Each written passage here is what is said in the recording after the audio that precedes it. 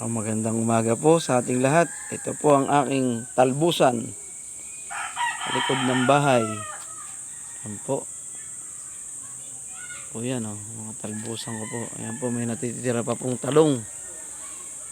2 puno na lang po yan. May binubunga pa naman po, kaya lang dahil may edad na po sila. Yan na po yung nangyari. At maagapan lang naman po ng kuha. Hindi naman po siya rin nagkakaproblema pa. Kaya lang hindi na po ganong nakakalaki. Ayan po, sa mga talbos-talbos na lang po mabawi. Yan po yung mga ginagamit kong pangsahog-sahog sa mga lutong sinigang, nilalaga-laga akong talbos. Ayan po. Ayan po, may malaki na pong papaya. O yan. Hindi pa rin po ako naglalabas sa likod na to. Ayan po, malaki na po yung papaya, may bunga na. May pantinola na po, ilang araw na lang. Tinola po tayo pag po yun ay pwede na. Ito nga po pala, may papakita ako sa inyo. Meron po kasing nyug dito na ito po, kambal po siya kambal po siya na dalawa po yung naging niya talaga yan po yung pagiging niya nga po namin, kung pag-iwalayin siya baka naman po mamatay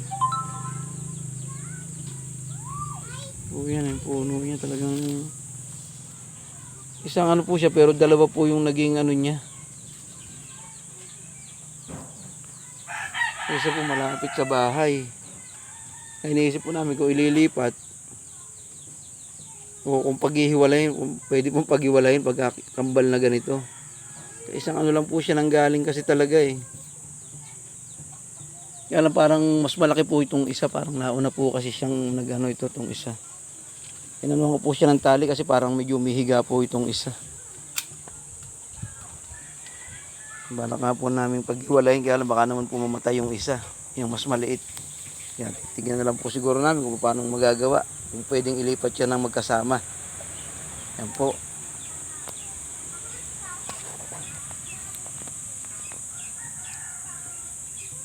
Kung meron pong nakakaalam kung paano gagawin, paki-comment lang po para mas maaga maiayos po namin siya ng pwesto.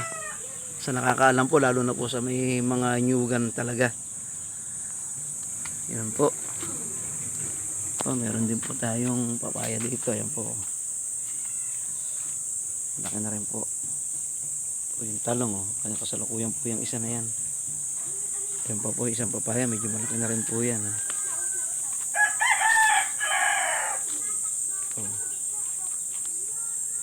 sili. Yan po ang mga napapagkuhanan ng mga panggamit-gamit.